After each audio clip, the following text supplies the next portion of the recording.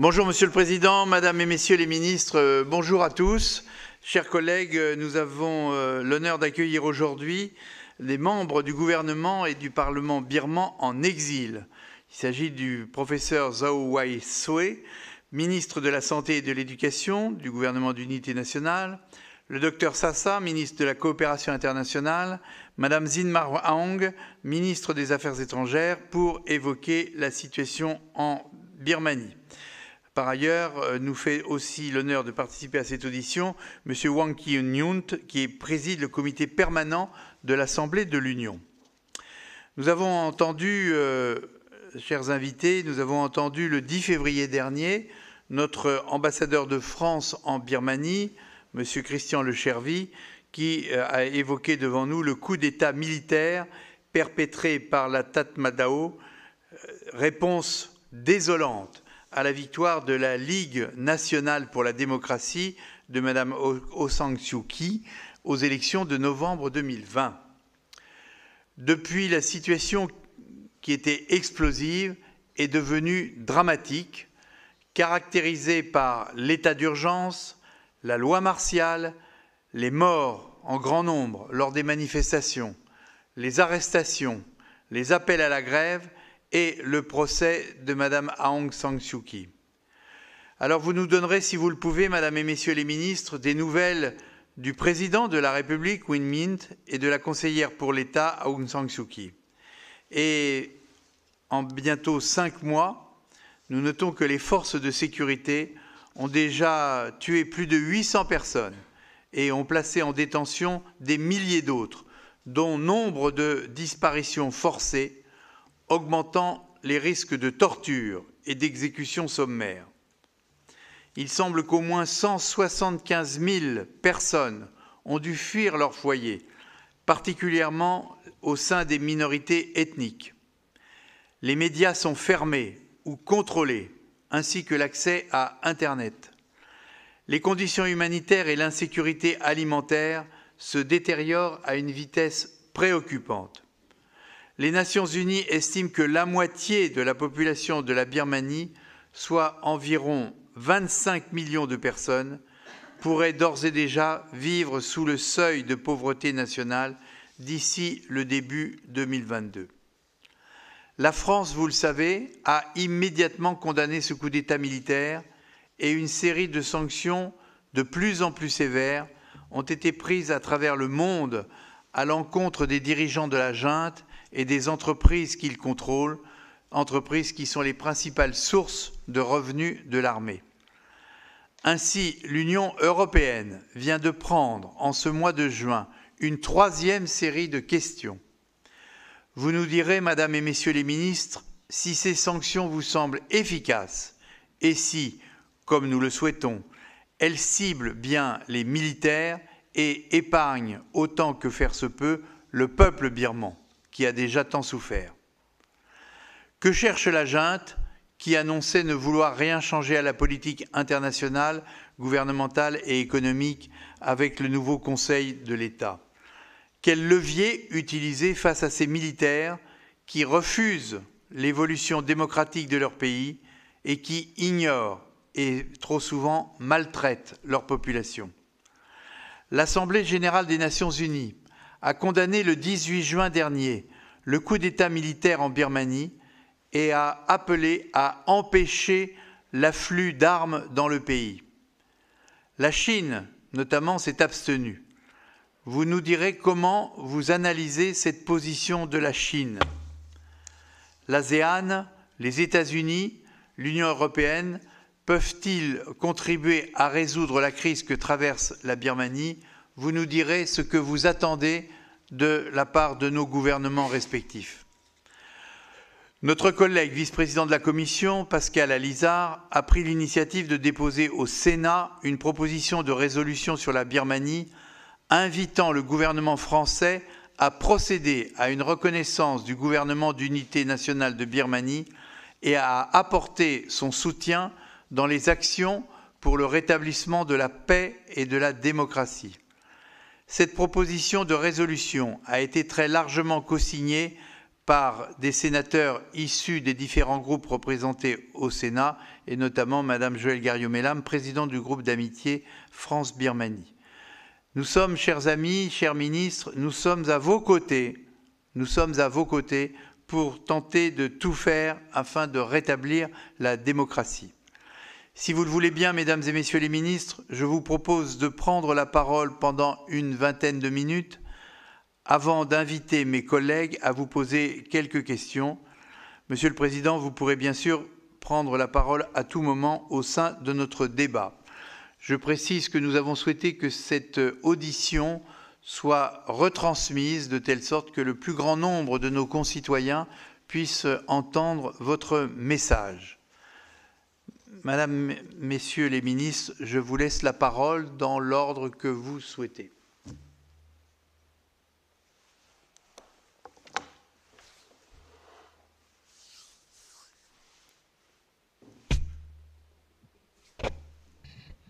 Peut-être Madame la Ministre, si vous voulez commencer.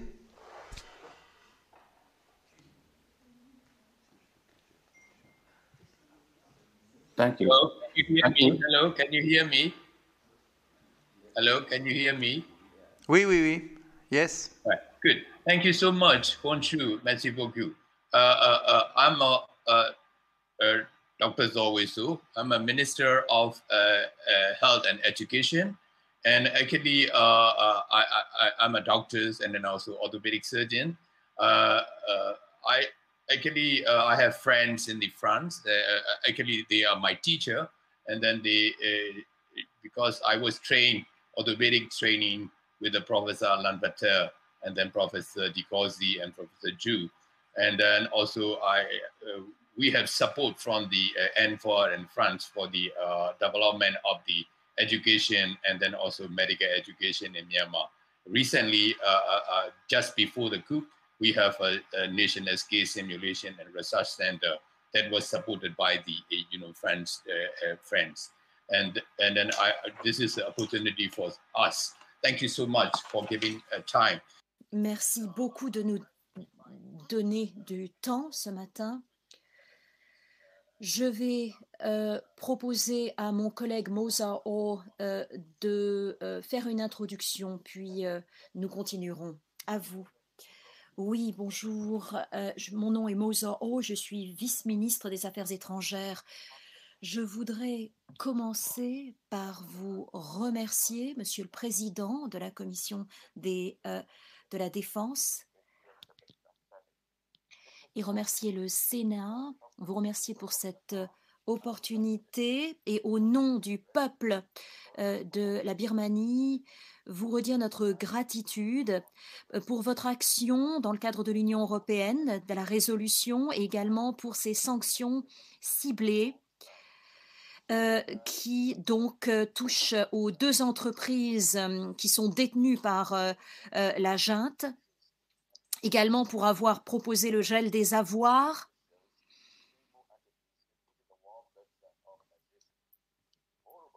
Et nous sommes aussi infiniment reconnaissants pour le G7, l'action du G7. Donc pour le soutien aux leaders politiques démocratiquement élus ainsi qu'à la société civile birmane. Il s'agit d'un gouvernement démocratiquement élu qui respecte les droits de l'homme. Nous n'avons que 20 minutes en tout, mon cher collègue. Donc, si vous pouvez résumer, car il nous faudra également répondre aux questions sur la politique chinoise. Merci, mon cher collègue. Entendu.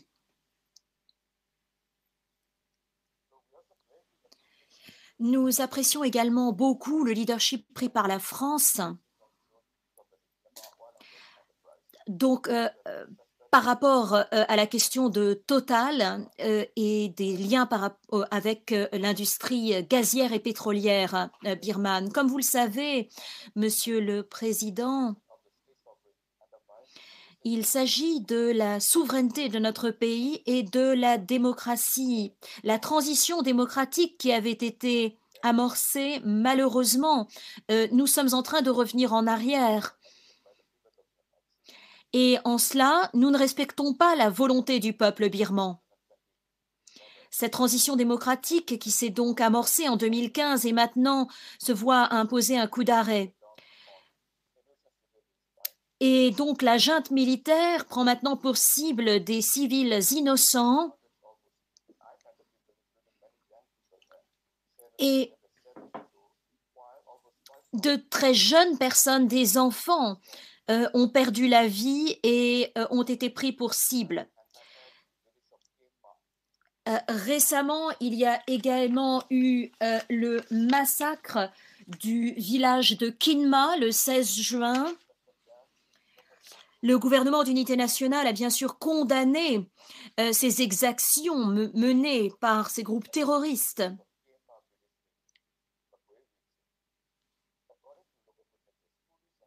Et des témoins oculaires ont attesté du fait que des villages avaient été pris par les flammes et que le feu avait été mis par cette junte militaire.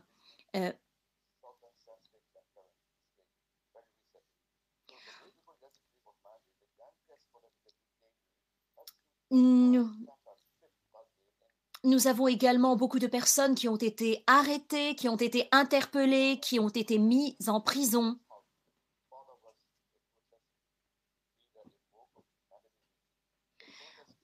Les soldats se sont saisis de plusieurs opposants politiques et sont allés les arrêter chez eux. Monsieur le Président, nous aimerions insister sur le fait que le problème ne peut pas être résolu par notre gouvernement d'unité nationale et par le peuple birman seul. Et au nom du peuple birman, j'aimerais lancer un appel au gouvernement français. Il faut des mesures supplémentaires et encourager des sanctions supplémentaires pour cesser ces atrocités. J'aimerais donc lancer un appel au Sénat français et à la France pour qu'elle agisse avec d'autres pays européens. Il faut user des instruments diplomatiques pour demander à cette junte militaire de rendre des comptes sur ses exactions. Il s'agit de crimes contre l'humanité. Et des sanctions beaucoup plus sévères doivent venir frapper notamment l'industrie pétrolière et gazière qui est entre les mains de la junte militaire. En tant que gouvernement démocratique élu, nous allons continuer notre action, mais nous avons besoin de votre aide.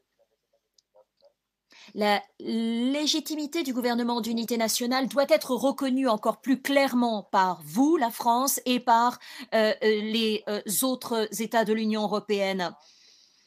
Nous demandons aux États membres de l'Union européenne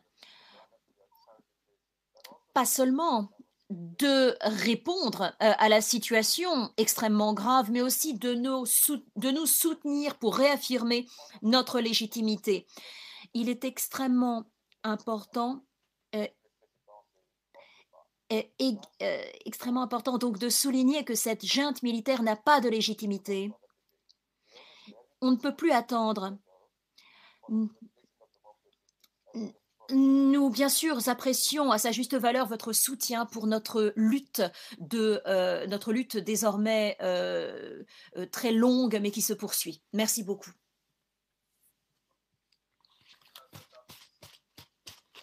Docteur Sassa, c'est à vous. Bonjour, en français dans le texte. Merci, Monsieur le Président, chers membres respectés de la Commission des Affaires étrangères et également de la Défense et des Forces armées du Sénat, Parlement de France. Je ne peux vous dire suffisamment ma gratitude pour cette occasion que vous nous donnez et que vous me donnez de représenter mon peuple et le pays donc du Myanmar devant les parlementaires français. Je suis extrêmement émue de voir et d'entendre le soutien de votre peuple, du Parlement et du gouvernement de France pour la libération et la liberté du peuple de Myanmar, pour le libérer des mains de la junte militaire et pour nous aider à à construire une union démocratique fédérale inclusive du Myanmar pour tout le peuple du Myanmar, quelle que soit leur race, leur religion, leur sexe, leur culture, leur origine et leur ethnicité.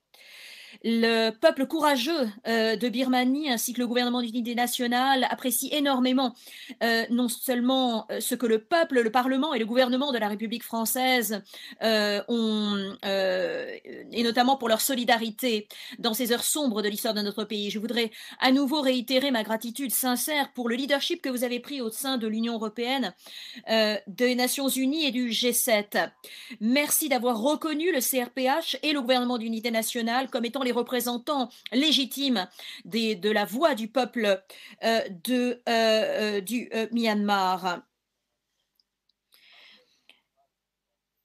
Et donc, votre soutien et la reconnaissance est absolument crucial pour cesser les crimes contre l'humanité qui ont actuellement cours et pour cesser ce règne de la terreur exercé par les généraux militaires contre le peuple innocent.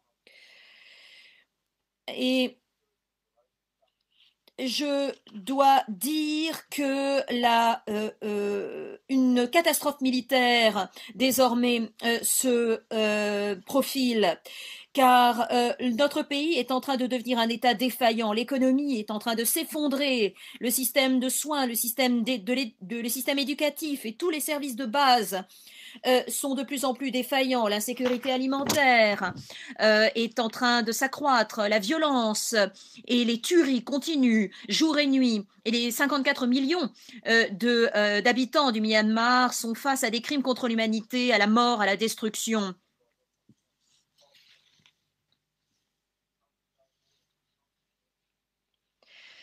Et donc depuis le coup d'État du 1er février, la junte militaire a assassiné plus de 915 personnes, dont 72 enfants. Il y a eu beaucoup d'arrestations complètement illégales et de détentions de plus de 6200 Birmans innocents. Et cela inclut nos leaders élus, notre conseillère d'État, Madame Aung San Suu Kyi, notre président, Monsieur U Win Mint, et des douzaines de journalistes extrêmement courageux. Et plus de 2000 civils innocents sont poursuivis et sont contraints de fuir. Le 16 juin, la junte militaire a commis un autre crime contre l'humanité en détruisant par les flammes un village entier, le village de Kinma, plus de 250 foyers. Des personnes âgées ont été brûlées vives car ils étaient dans leur maison, prisonniers. Et ce n'est pas la première fois que cette junte militaire s'est rendue coupable de crimes de guerre, de crimes contre l'humanité et de nettoyage ethnique, déjà contre les Rohingyas, nos frères et sœurs, contre le peuple de Karen, de l'État de Kachin, de l'État de Kaya, de Shan, de Mon, de Rakhine et de Chine, qui représentent plus de 40% de la population du Myanmar. Et donc, si l'on en croit le Haut Commissariat aux réfugiés des Nations Unies, 1,2 million de civils ont actuellement été déplacés du fait de ces violences et du règne de la terreur de cette junte militaire. Le Programme des Nations Unies pour le développement prédit que plus de la moitié de la population du Myanmar, soit 27 millions de personnes, pourraient vivre sous le seuil de pauvreté d'ici moins d'un an. Le Programme alimentaire mondial prédit que plus de 6,4 millions de Birmans seront bientôt face à un risque de famine d'ici fin octobre. Donc, face à ces violences, plus de 1,2 million de Birmans sont forcés de quitter leur foyer. Et 6,4 millions donc de Birmans qui risquent la famine. Nous ne pouvons pas accepter cela. Nous ne pouvons pas accepter que 27 millions de nos concitoyens vivent sous le seuil de pauvreté. Cette junte militaire est extrêmement brutale. Elle attaque les maisons des civils, leurs propriétés, les villages, les villes, avec des armes extrêmement lourdes. Ils occupent des églises, des écoles, des centres communautaires, des hôpitaux pour les utiliser comme baraquements et comme entrepôts. il remplace les manuels scolaires et les stylos par le règne de la terreur, de la peur, des armes et des balles. Il remplace les Bibles et les livres de cantiques par l'intimidation, l'oppression, les tirs de mortier et les bombes. Il sème partout la destruction et la mort. Et il n'est pas acceptable que des pasteurs, des moines, des leaders de nos communautés soient forcés de fuir pour sauver leur vie. Il n'est pas normal que nos hôpitaux, nos écoles, nos collèges, nos universités, nos banques et toute l'économie soient réduites à néant par les militaires et le règne de leur terreur. Il n'est pas normal que nos professeurs, nos médecins, nos infirmières, nos sages-femmes, nos ingénieurs, nos fonctionnaires soient forcés de fuir et que le mouvement pacifique de désobéissance civile Monsieur Sassa, nous n'avons que 20 minutes en tout et pour tout. Pouvez-vous abréger, chers collègues? J'avais presque fini. Pouvez-vous résumer, chers collègues? Entendu, j'ai presque fini. Nous avons reçu depuis le 22 février plus de 400 000 emails, avec plus de 151 000 emails contenant des preuves de crimes contre l'humanité, un total de 310 000 vidéos et de photos documentant et attestant des atrocités dont la junte militaire s'est rendue coupable au Myanmar.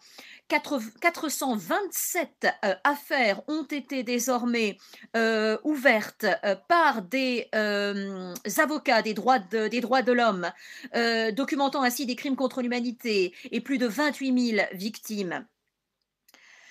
Et nous avons des leaders démocratiquement élus depuis novembre dernier. Et le peuple birman nous a reconnus.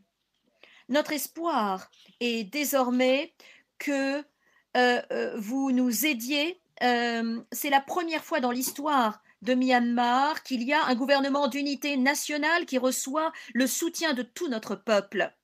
Nous avons besoin que cette reconnaissance soit attestée par le gouvernement de la France et par les leaders des pays libres du monde entier. C'est la première fois dans notre histoire que,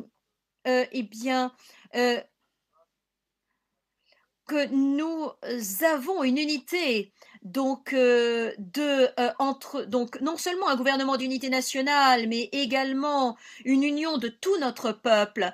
C'est la première opportunité que nous avons. Et il faut absolument que nous nous saisissions de cette opportunité avec votre aide pour pouvoir bâtir une union fédérale inclusive pour tous les citoyens du Myanmar. Nous avons besoin de votre aide. Je voudrais à nouveau lancer un appel à vous, le Sénat et au gouvernement de France, pour décider de sanctions beaucoup plus strictes. En conclusion, nous avons 3 demandes. Ces 3 demandes qui doivent pouvoir soutenir le mouvement donc avec votre soutien et votre reconnaissance, l'idée est que les défenseurs de la liberté et de la démocratie puissent mettre fin à cette dictature militaire et à ce génocide militaire qui devient un cancer pour notre nation et notre peuple, et le remplacer par des forces armées éthiques et inclusives qui appartiennent au peuple entier et du Myanmar et qui soit mené par un gouvernement civil. Ensemble, nous voulons commencer à bâtir un nouveau Myanmar avec une union fédérale démocratique inclusive de tous les peuples, quel que soit, donc de tous les citoyens de Myanmar, quelle que soit leur race, leur religion, leur sexe, leur culture, leur ethnicité, et où les droits humains soient respectés, protégés et promus. Myanmar deviendra ainsi un pays où le pouvoir et les ressources seront partagées sur la base de l'égalité, de l'autodétermination et où toutes les trois branches du Parlement, du judiciaire et de l'exécutif fonctionneront en toute indépendance. Nous voulons devenir un pays où les droits et lois soient respectés par la nouvelle constitution fédérale du peuple du Myanmar. Et ceci est une bataille, une révolution que nous devons vaincre. Il n'y a aucune autre option. C'est un point de non-retour et nous vaincrons dans notre lutte pour libérer le Myanmar de cette junte militaire brutale. Nous voulons émerger avec un nouveau Myanmar, une nouvelle Birmanie inclusive, engagée dans la démocratie fédérale, les droits humains et devenir un partenaire responsable de la communauté mondiale. C'est une lutte entre la lumière et l'obscurité, entre la justice et l'injustice, entre le bien et le mal, la paix et la violence, la stabilité et l'instabilité, la liberté et la tyrannie, l'injustice et la justice et l'injustice, la vie et la mort, la démocratie fédérale contre la dictature militaire. Cette junte militaire doit être stoppée. Nous vous remercions au nom des 54 millions de citoyens. Merci beaucoup. Je vais demander maintenant à mon collègue président du comité permanent d'être très bref. Je vais l'être. Je vais m'en tenir à 2 minutes. Mon nom est Aung Kyi Nyunt. Je suis parlementaire et président du comité permanent de l'Assemblée de l'Union. Et j'aimerais exprimer mes remerciements au Sénat français et au président de la Commission des Affaires étrangères et de la Commission de défense et des forces armées du Sénat. Nous savons, Monsieur le Président, que vous êtes pleinement informé de la situation en Birmanie, mais j'aimerais quand même rappeler quelques points clés pour appuyer notre demande de reconnaissance pour notre gouvernement d'unité nationale de la part de votre Parlement et du Sénat. Le CRPH, le Comité des représentants du Parlement de l'Union, et le gouvernement d'unité nationale. Puisque j'ai très peu de temps, je vais conclure, mais je serai bien sûr ravie de répondre à vos questions. Merci beaucoup. Thank you very much, Merci beaucoup.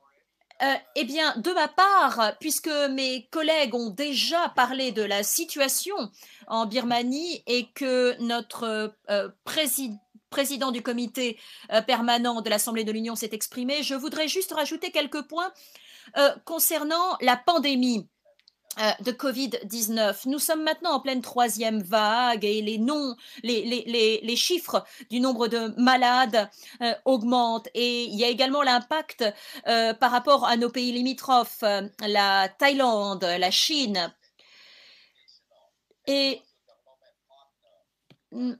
nous voulons vous demander votre aide car la junte militaire est complètement inopérante face à cette pandémie. Et en mon nom propre et au nom de la conseillère d'État Aung San Suu Kyi, nous n'avons pas la possibilité de contrôler la situation sanitaire. Et pour cette raison, nous avons formé un comité pour suivre cette situation sanitaire au sein du gouvernement d'unité nationale et nous aimerions pouvoir nous coordonner avec nos partenaires internationaux pour un effort pour pouvoir contenir, endiguer cette pandémie. Il y a également de grands besoins d'éducation pour nos enfants. Nos enfants et nos jeunes ont été privés d'éducation depuis plus d'1 an et demi maintenant. C'est pour ça que le gouvernement d'union nationale ont déjà commencé des programmes d'enseignement à distance, à la fois pour les écoles, les lycées, mais également l'enseignement supérieur. Mais nous avons besoin de soutien financier, notamment pour pouvoir permettre à nos jeunes d'être éduqués. Et nous pensons également à toutes les personnes déplacées. Il y a parmi eux des gens de ma famille. Comme le docteur Sassa l'a dit, nous avons aussi une famine qui se prépare. Nous rencontrons donc des difficultés extrêmes. La situation politique au Myanmar est très très difficile à résoudre, bien sûr. Alors, bien sûr, nous avons annoncé une politique vis-à-vis de l'ASEAN, une politique vis-à-vis de la Chine, et nous aimerions vous entendre sur ces points et vous demander encore une fois de nous aider à sauver notre pays. À vous, Monsieur le Président, en vous remerciant. Merci, merci Monsieur le Président, merci Messieurs les ministres, et merci de la force et de l'intensité des témoignages bouleversants que vous nous avez apportés. Je reprécise que cette audition fait l'objet de retransmission et donc elle est accessible à des centaines de milliers de nos téléspectateurs qui suivent avec beaucoup d'attention les auditions de notre commission du Sénat. Et je pense que c'est un premier geste que nous pouvons faire vers vous, de telle sorte que ces atrocités puissent être mieux connues de la part du peuple français. Par ailleurs, je puis vous assurer, mais mes collègues vont le faire à ma suite, qu'il y a tant ici au Sénat qu'au Parlement, mais aussi dans l'opinion française tout entière, un soutien fort et des initiatives nombreuses qui sont prises afin déjà, encore une fois, de mieux comprendre la situation que la junte militaire impose à la population de Myanmar. Alors bien évidemment, aux demandes que vous nous faites, notamment les demandes humanitaires, elles se heurtent à l'impossibilité d'intervenir et d'entrer sur le territoire, car que ce soit pour le Covid ou que ce soit pour l'aide alimentaire, nous souhaiterions mieux comprendre s'il y a des canaux qui permettent de faire transiter de l'aide. Par ailleurs, en ce qui concerne la reconnaissance du gouvernement légitime qui malheureusement se trouve en exil, c'est dans la Constitution française évidemment le pouvoir du gouvernement de le faire, mais c'est notre action à nous les parlementaires, et c'est le but de la résolution qui va être présentée au Parlement, c'est notre volonté à nous d'insister et de demander fermement au gouvernement de prendre cette décision, car vous avez évidemment besoin d'une reconnaissance internationale pour que l'on puisse faire pression. Par ailleurs, vous avez évoqué aussi la situation de Total, dont on sait qu'ils exploitent des gisements gaziers très importants, et notamment un gazoduc qui conduit vers la Thaïlande. Là aussi, certes, un début de mesure a été pris avec la suspension du versement d'un certain nombre de dividendes aux actionnaires de la Moatama Gas Transportation Company Limited, mais nous avons bien conscience que ce n'est pas encore suffisant et nous allons voir avec le président du Sénat quelles initiatives nous pouvons prendre pour faire en sorte que la sanction financière qui doit frapper cette junte puisse être encore plus efficace. Personnellement, je me réjouis de ces contacts et je puis vous assurer que nous allons, par l'intermédiaire des sénateurs qui suivent plus particulièrement la situation dans votre pays, poursuivre ce dialogue. Mais je vais sans plus attendre donner la parole à mes collègues. Monsieur Jean-Marc Todeschini, ancien ministre. Merci, Monsieur le Président. Bonjour à tous. Vous nous avez d'abord merci pour le tableau que vous avez dressé de la situation de votre pays, mais cela ne nous avait pas échappé et je pense que nous sommes nombreux à connaître la situation vécue en Birmanie. Moi, j'aimerais revenir sur la situation de vos populations notamment au niveau des différentes ethnies. Beaucoup d'ethnies ont pris les armes et la répression est violente. Est-ce que vous pourriez nous faire un tableau sur la situation de cette répression et des groupes d'autodéfense qui sont formés? Enfin, pour ne pas être plus trop long, vous avez lancé un appel au secours, c'est bien puisque c'est l'occasion pour vous de vous exprimer, et comme l'a dit le président Colombon, cela est retransmis à la télé, sera retransmis. Mais est-ce que vous pouvez nous préciser, vous, puisque effectivement le président l'a dit, il y a une impossibilité totale de rentrer dans votre pays. Est-ce que vous pouvez nous préciser les capacités d'action que votre gouvernement et le Parlement birman en exil ont pour pouvoir agir? Merci. Merci Jean-Marc. Si vous le voulez bien, je vais prendre les interventions des 3 autres collègues, de telle sorte que vous pourrez répondre collectivement à la suite. Donc, maintenant, la parole est à la sénatrice Joëlle Garriaud-Mellam, qui préside le groupe d'amitié France-Birmanie ici au Sénat. Oui, merci beaucoup, Monsieur le Président. Effectivement, je préside ce groupe d'amitié depuis mon entrée au Sénat, il y a 17 ans, et je travaillais déjà bien avant sur la Birmanie, puisqu'en fait, je suis aussi une amie de la famille d'Aung San Suu Kyi, donc évidemment très impliquée sur ces questions et très consciente des difficultés que vous subissez en Birmanie, où je me suis rendue à plusieurs reprises, bien évidemment. Alors, notre action, c'est vrai qu'elle est difficile, le président l'a rappelé, nous sommes un petit peu bloqués parce que notre gouvernement a cette tradition de ne pas reconnaître de gouvernement en exil, mais uniquement l'État. Et là, nous sommes dans une situation véritablement de non-droit où nous avons le devoir d'aider la population birmane et de soutenir la démocratie. Alors, j'avais moi-même proposé une résolution il y a 4 ou 5 mois déjà, ce qui avait été refusé. Maintenant, je suis ravie qu'un de mes collègues ait réussi à faire accepter cette résolution, ce qui prouve justement combien le Parlement est de plus en plus conscient des difficultés et des atrocités que subit le peuple birman.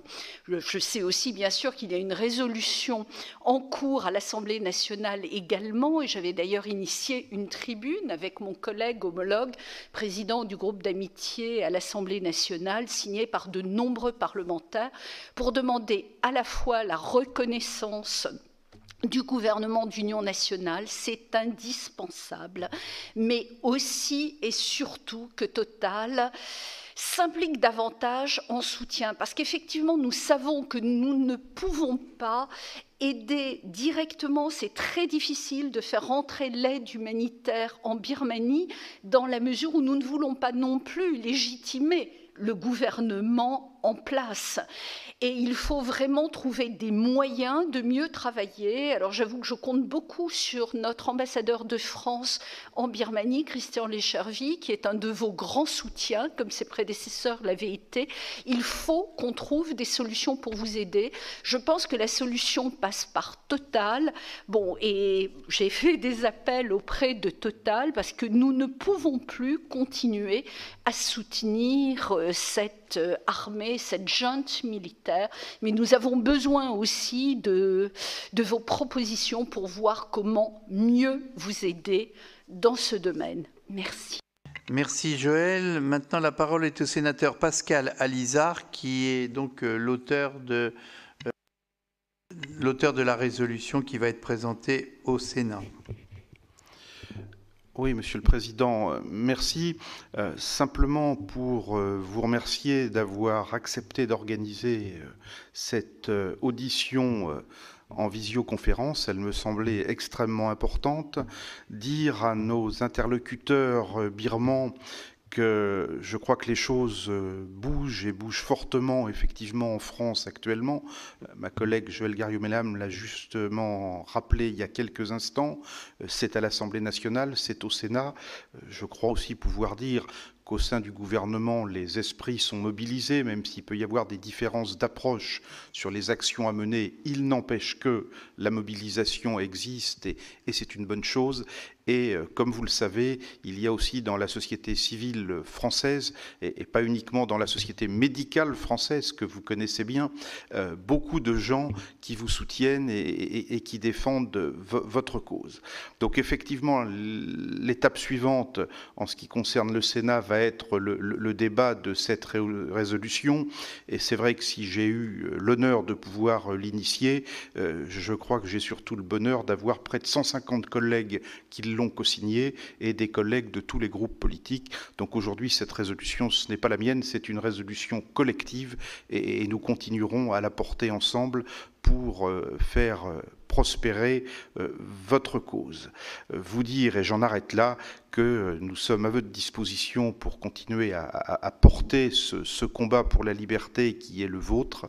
Et malgré les obstacles, et je ne vais pas les redétailler, là aussi, Joël l'a fait parfaitement et Christian Cambon avant, malgré les obstacles, et en ne voulant pas effectivement trop reconnaître ce qui se passe, enfin, le gouvernement en place qui n'est pas légitime actuellement, faire en sorte que votre cause puisse progresser, mais aussi surtout au-delà des idées, que ces massacres dont vous nous avez parlé puissent cesser le plus rapidement possible. Voilà, Monsieur le Président, ce que je voulais dire.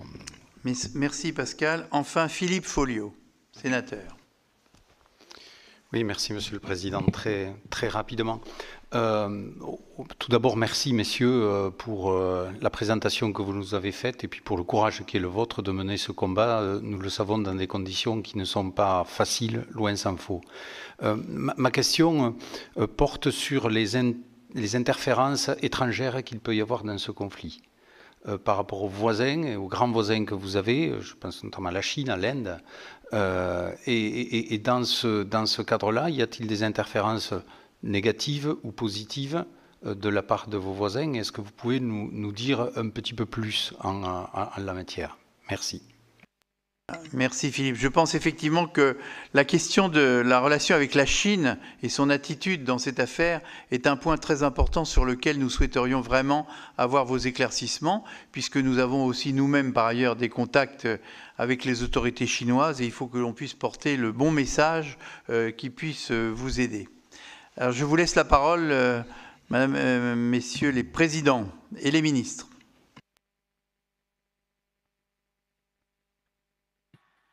Thank you. Merci infiniment, Monsieur le Président.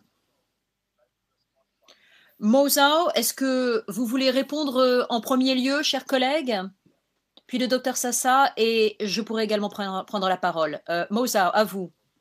Oui, merci beaucoup pour ces questions.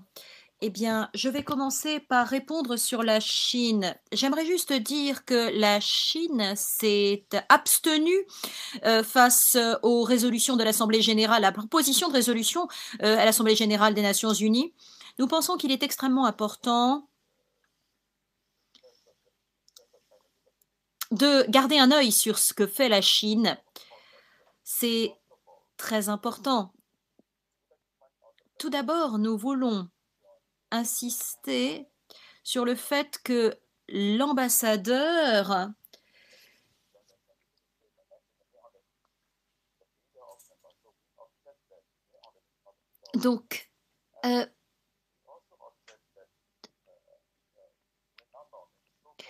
il faut que les leaders du gouvernement actuellement en place cessent d'être considérés comme des interlocuteurs.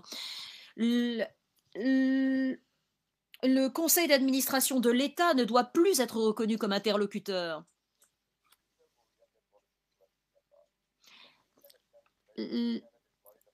Nous comprenons l'inquiétude de la Chine par rapport aux affaires et aux intérêts chinois en Birmanie. Nous comprenons qu'ils veulent exercer une pression sur notre pays. Mais le gouvernement démocratiquement élu peut garantir à la Chine comme aux autres la stabilité de notre pays. Et c'est dans l'intérêt de la Chine également.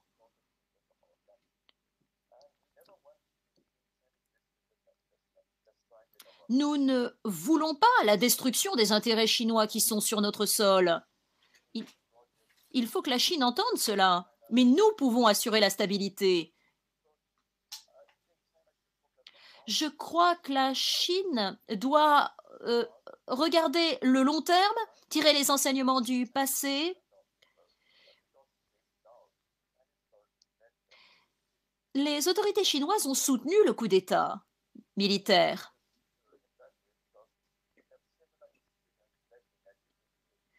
Ils repensent à...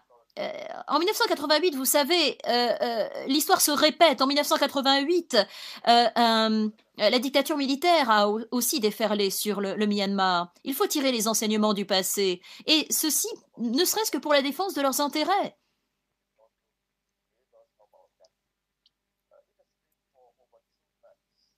Depuis plus de 2 mois, un envoyé spécial a été nommé. 5 points ont été...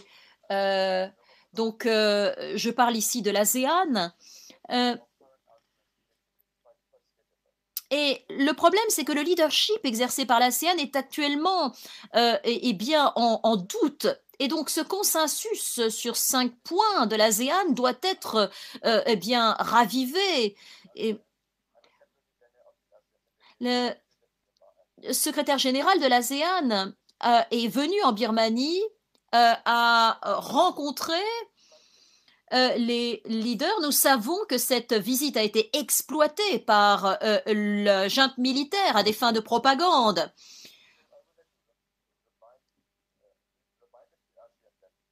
Nous avons signifié à l'ASEAN qu'il fallait nous prendre comme interlocuteurs et cesser d'avoir pour interlocuteur le gouvernement militaire.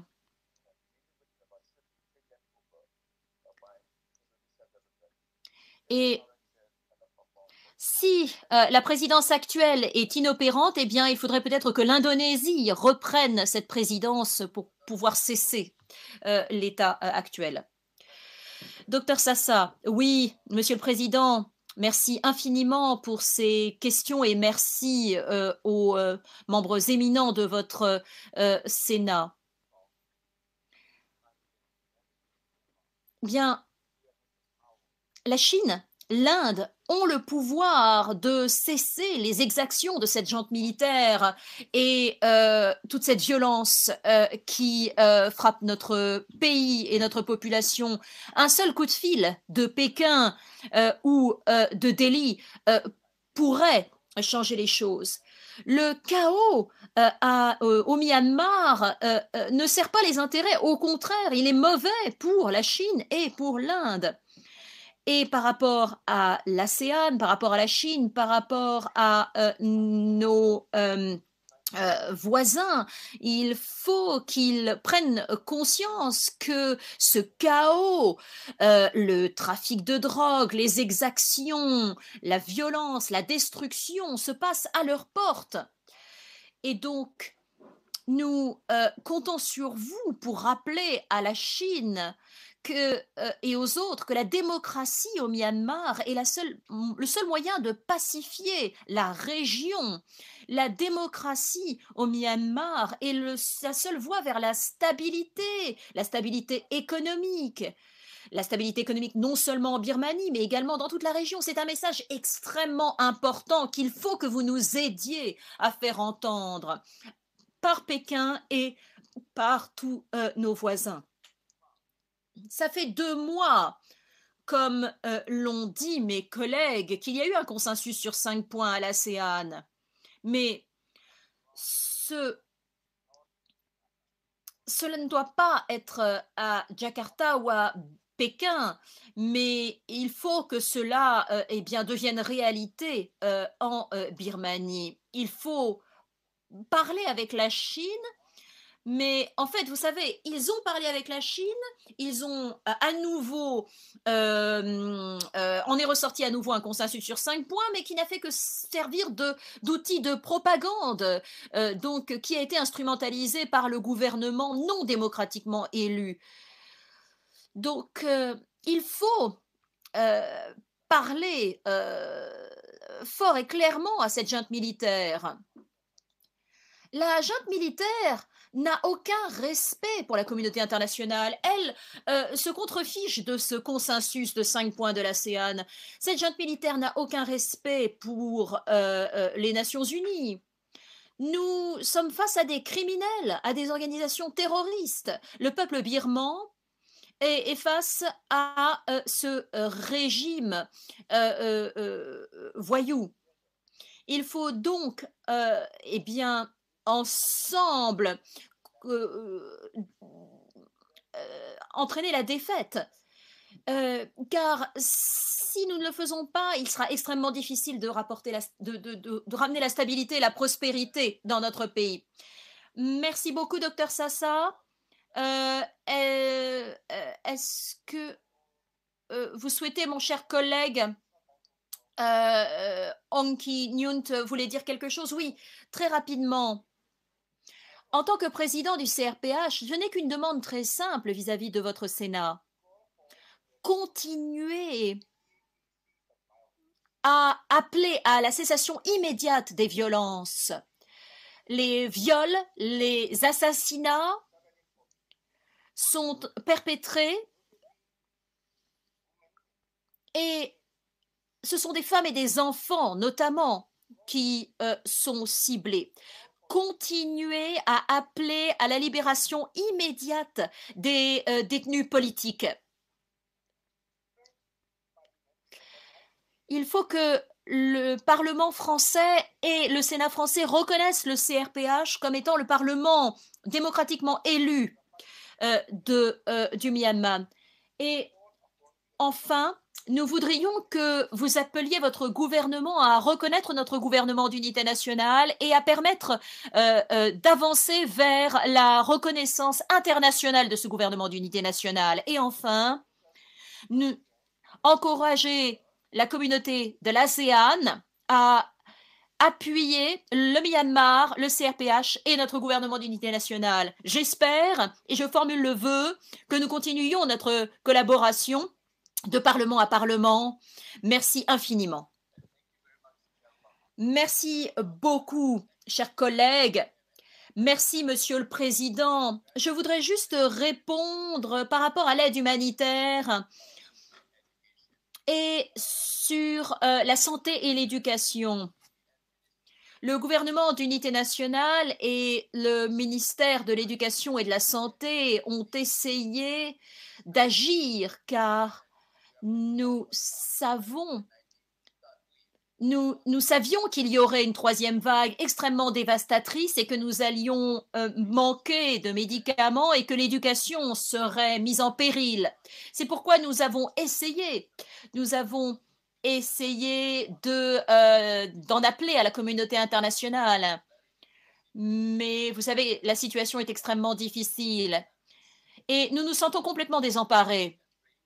Et je crois qu'il y a 2 moyens dont vous pouvez vous saisir. Vous pouvez utiliser l'aéroport international de Yangon et également en transfrontalier. Donc, vous avez l'aéroport d'Indonésie. Nous ne voulons pas de... le peuple birman ne veulent pas qu'il y ait reconnaissance de cette junte militaire, bien sûr. Donc c'est pourquoi je pense que la voie transfrontalière est importante à utiliser, bien que tous nos pays limitrophes, nous avons essayé de parler avec la Chine, avec l'Inde, avec le Laos, avec le Bangladesh. Ça a été extrêmement difficile. Et c'est pourquoi j'aimerais vous demander... et demander aux Nations Unies, également à l'OMS, également à l'Union européenne, également à la France, s'il vous plaît, aidez-nous un processus coordonné d'aide humanitaire, sanitaire et bien sûr de vaccins, car c'est une grande préoccupation pour nous et vis-à-vis des États limitrophes. Nous avons un impact de la Covid-19. Je suis sûre que vous allez pouvoir nous aider, notamment par la voie transfrontalière. Si des pays tiers peuvent utiliser ces voies, et l'idée est de nous aider, pas bien sûr de reconnaître de quelque manière cette junte militaire comme étant un interlocuteur légitime, ce qu'ils ne sont pas. Le gouvernement d'unité nationale, vous savez, avec le ministère de la Santé, nous sommes unifiés avec les organisations ethniques nous avons essayé vraiment de nous unifier avec toutes les forces vives de notre pays pour permettre la vaccination des enfants. Ça fait 1 an et demi que la Covid-19 fait rage sans aucune possibilité de vaccination. Donc, et vous avez peut-être entendu Aung San Suu Kyi qui a fait passer un message hier. Elle a appelé à l'unité et elle se préoccupait énormément de la Covid. Donc, notre action avec notamment l'organisation de santé ethnique, l'EHO, doit être appuyée. Nous avons besoin de votre aide. Si vous pouvez organiser et coordonner, donc il faut de la coordination et de l'intégration pour aider, sauver le Myanmar. Merci infiniment. Merci. Bien, messieurs les ministres, merci d'avoir répondu avec tant d'émotion et aussi tant de gravité aux questionnements de mes collègues. Je voudrais, pour terminer cette audition, d'abord vous remercier bien sûr d'y avoir participé, vous assurer bien évidemment que le Sénat de la République française ne souhaite dialoguer et reconnaître que le Parlement en exil et que nous n'avons aucunement l'intention d'ouvrir le dialogue de quelque nature que ce soit avec des représentants de la junte, qu'ils soient à l'exécutif ou dans quelque organisme que ce soit. Donc vous restez et vous êtes nos seuls interlocuteurs et bien évidemment nous nous engageons par l'intermédiaire de mes collègues, de la présidente du groupe d'amitié, à poursuivre ces échanges uniquement avec votre Parlement et votre gouvernement en exil. C'est quelque chose qui doit être bien clair.